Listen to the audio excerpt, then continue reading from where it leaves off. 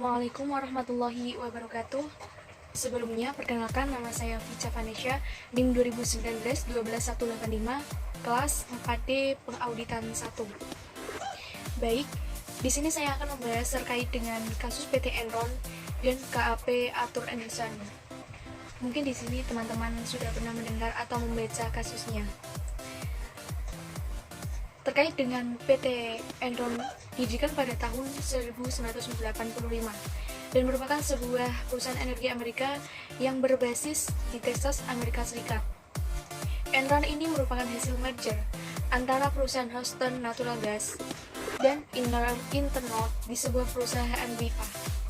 Nah, pada saat itu Enron dipimpin oleh Kenneth Lay sebagai CEO-nya dan hanya berkecimpung dalam industri gas saja. Enron yang bergerak pada bidang tersebut melakukan penjualan listrik dan menggunakan harga pasar pada awal tahun 1990.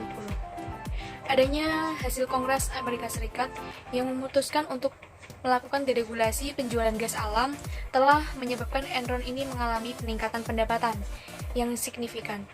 Dan Enron ini dikatakan penjual gas terbesar pada tahun 1992 di Amerika. Kontrak penjualan gas Enron menghasilkan laba sebelum pajak itu sebesar 122 juta US dollar dan merupakan penyumbang kedua terbesar dalam laba usaha perusahaan. Baik, yang perlu kita ketahui bahwa di mana bisnis utama perusahaan Enron yaitu industri energi yang kemudian Enron melakukan perluasan bisnisnya, tetapi tidak ada kaitannya dengan industri energi seperti future transaction, trading komoditi, non-energi, dan kegiatan bisnis keuangan. Nah, begitu. Kasus Enron ini mulai mencuat pada Desember tahun 2001 hingga berlangsung pada tahun 2002, yang notabene sebagai perusahaan terbesar di Amerika Serikat yang memberikan dampak besar pada kasusnya. Berbagai bursa efek di dunia mengalami penurunan harga saham yang sangat drastis. Pada saat itu, Enron bangkrut pun perusahaan ini meninggalkan hutang yang hampir sebesar 31,2 miliar US dollar. Mengapa sih perusahaan ini bisa seperti itu? Nah, karena perusahaan ini memanipulasi laporan keuangan miliknya dengan mencatat keuntungan sebesar 600 juta US dollar.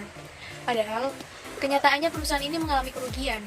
Lalu terkait dengan KAP Arthur Andersen sendiri yang merupakan perusahaan jasa akuntansi yang berbasis di Chicago, Amerika Serikat. Perusahaan ini didirikan oleh Arthur Andersen sendiri pada tahun 1913. Kantor akuntan publik tersebut termasuk ke dalam The Big Five bersama dengan PricewaterhouseCoopers, Deloitte, Ernst & Young, KPMG. Arthur sendiri menjadi auditor eksternalnya PT Enron sekaligus konsultan manajemennya dengan bayaran 5 juta US dollar untuk biaya auditnya dan 50 juta US dollar untuk biaya konsultasinya. Hal ini menyebabkan konflik kepentingan di kubu Arthur Andersen sendiri karena pembayaran atas jasa yang dilakukannya itu terlalu tinggi, terlalu besar, sehingga memunculkan kurangnya independensi dalam proses pengauditan laporan keuangan PT Enron. Dan pada tahun 2002, kantor akuntan publik ini telah secara sukarela menyerahkan izin praktiknya sebagai kantor akuntan publik setelah dinyatakan bersalah dan terlibat dalam skandal Enron yang menyebabkan 85.000 orang kehilangan pekerjaannya. Selanjutnya, tentang permasalahan PT Enron dan KAP Arthur Andersen. Sebelum terungkap kepada publik, Dewan Direktur Eksekutif dan Direktur Non-Eksekutif membiarkan adanya kegiatan bisnis yang tidak sehat dan mengandung unsur konflik kepentingan serta mengizinkan adanya transaksi yang bisa diakses oleh pihak dalam perusahaan seperti praktik akuntansi. Untuk poin kedua, perusahaan Enron merupakan salah satu perusahaan terbesar pertama yang melakukan outsourcing internal audit. Untuk poin ketiga, pada awal tahun 2001, partner KAP Andersen melakukan evaluasi mengingat risiko yang tinggi mengenai praktik akuntansi bisnis yang tidak sehat yang dilakukan oleh perusahaan Enron dan kemungkinan akan mempertahankan atau melepaskan Enron sebagai klien perusahaan. Selanjutnya, untuk poin keempat, pada pertengahan tahun 2001, CEO dan partner KAP mengkhawatirkan kepada salah satu eksekutif Enron yang dilaporkan terkait dengan praktik accounting yang dilakukan dengan tidak sehat. Lalu, pada poin kelima, pada tanggal 16 Oktober 2001, Enron menerbitkan laporan keuangan triwulan ketiga dan disebutkan bahwa laba bersih Enron meningkat menjadi 393 juta US dollar, naik 100 juta US dollar dibandingkan periode sebelumnya. Setelah itu, pada tanggal 2 Desember tahun 2001, Enron mendaftarkan kebangkrutan dirinya ke pengadilan dan memecat sekitar 5.000 pegawai. Lalu, pada poin ke-7, Enron dan KAP Anderson dituduh telah melakukan kriminal dalam bentuk penghancuran dokumen yang berkaitan dengan kebangkrutan Enron atau penghambatan terhadap proses pengadilan. Pada poin ke-8, dana pensiun Enron itu sebagian besar diinvestasikan dalam bentuk saham Enron, tetapi lama-kelamaan saham Enron itu terus-menerus menurun. Poin ke-9, KAP Arthur Andersen diberhentikan dari sebagai auditor dari perusahaan Enron di pertengahan Juni tahun 2002. Sedangkan KAP Andersen sendiri mengatakan bahwa penugasan audit Enron itu telah berakhir ketika perusahaan Enron mengajukan proses kebangkrutannya pada tanggal 2 Desember tahun 2001. Setelah itu, lanjut poin 10, CEO perusahaan Enron yang bernama Kenneth Lai mengundurkan diri dari jabatannya pada tanggal 2 Januari 2002. Akan tetapi, tidak langsung menjadi pengangguran. Masih diberi posisi sebagai Dewan Direktur Perusahaan dari perusahaan Enron pada tanggal 4 Februari 2002. Mr. Lai baru mengundurkan diri dari jabatannya sebagai Dewan Direktur Perusahaan Enron.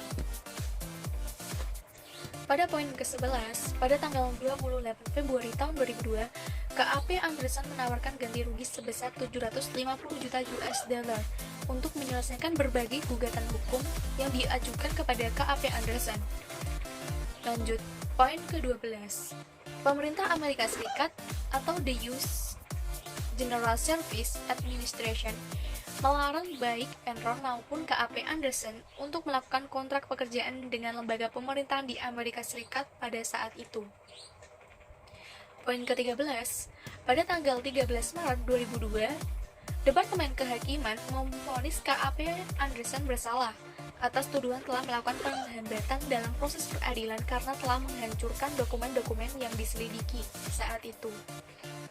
Lanjut, poin ke-14. KAP Anderson terus menerima konsekuensi negatif dari keterlibatannya terhadap kasus perusahaan Enron, seperti kehilangan klien, kemudian pembelotan afiliasi yang bergabung dengan KAP yang lain, kemudian pengungkapan yang meningkat mengenai keterlibatan pegawai dari KAP Arthur Andersen dalam kasus perusahaan Enron. Selanjutnya, pada poin ke-15, pada tanggal 22 Maret tahun 2002, mantan Ketua Federal Reserve yang direkrut untuk melakukan revisi terhadap praktek audit dan meningkatkan kembali citra dari KAP Anderson dengan mengusulkan agar manajemen KAP yang lama itu diberhentikan, kemudian membentuk suatu komite yang diketuai sendiri oleh Mr. Paul untuk membentuk manajemen yang baru. Lanjut pada poin ke-16, pada tanggal 6 Maret tahun 2002, CEO dari KAP Arthur Andersen mengundurkan diri dari jabatannya. Poin ke-17 disebutkan bahwa pada tanggal 8 April 2002, penanggung jawab audit Enron yang bernama David mengaku bersalah karena telah melakukan hambatan di proses peradilan pengadilan. Nah, akhirnya David setuju untuk menjadi saksi kunci di pengadilan bagi kasus KAP Anderson dan juga Enron. Pada poin ke-18, bahwa disebutkan pada tanggal 9 April 2002, Jeffrey mengundurkan diri dari presiden, sekaligus sebagai Corporation Office Enron yang mulai berlaku pada tanggal 1 Juni 2002. Untuk poin ke-19, disebutkan bahwa pada tanggal 15 Juni 2002, juri Federal Houston menyatakan bahwa KAP Anderson memang bersalah karena telah menghambat proses peradilan. Pembahasan terkait dengan masalah.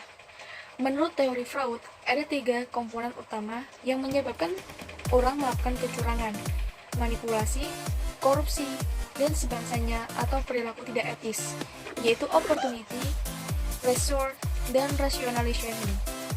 Ketiga hal tersebut akan dapat kita hindari melalui meningkatkan moral, akhlak, etika, perilaku, dan lain sebagainya.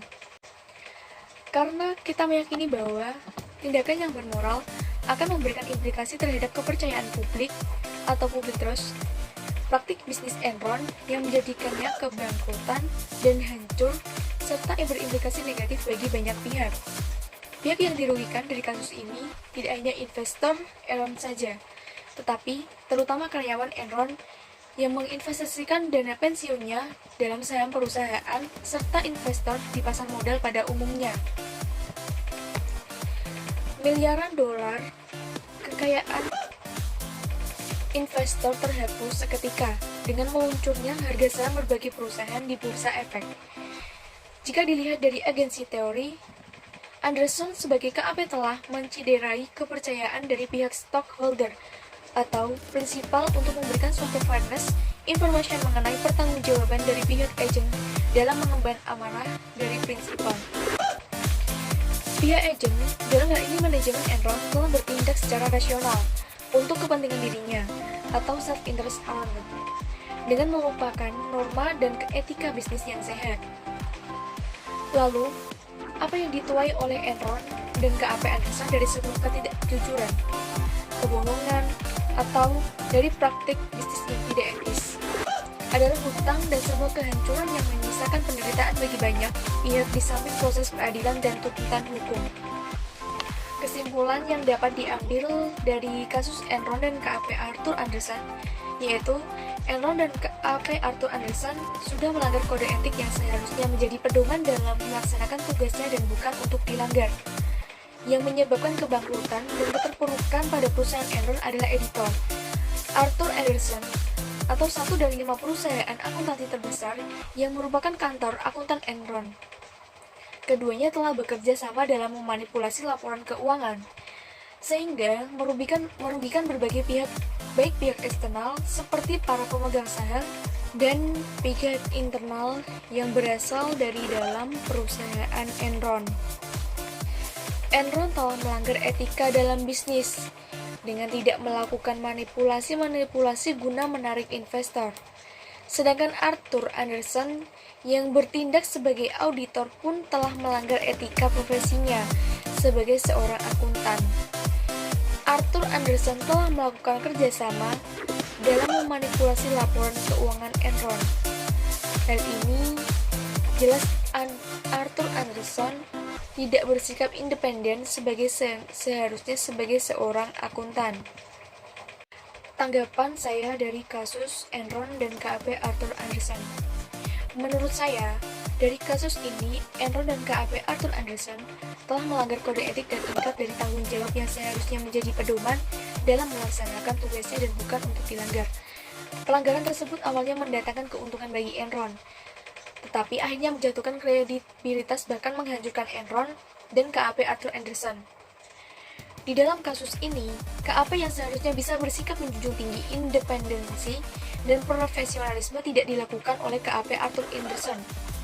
Karena perbuatan mereka inilah, kedua-duanya telah menuai kehancuran di mana Enron bangkrut dengan meninggalkan hutang miliar dolar, sedangkan KAP Arthur Andersen sendiri kehilangan keindependensiannya dan kepercayaan dari masyarakat terhadap KAP tersebut.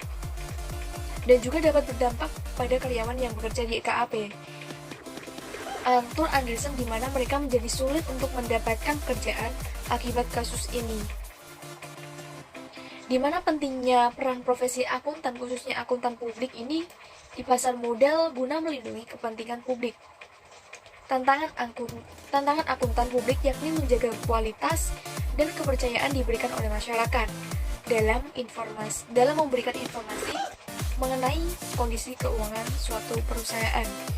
Sekian dari penjelasan saya. Apabila terdapat kesalahan dalam penjelasan saya, mohon dimaafkan. Wassalamualaikum warahmatullahi wabarakatuh.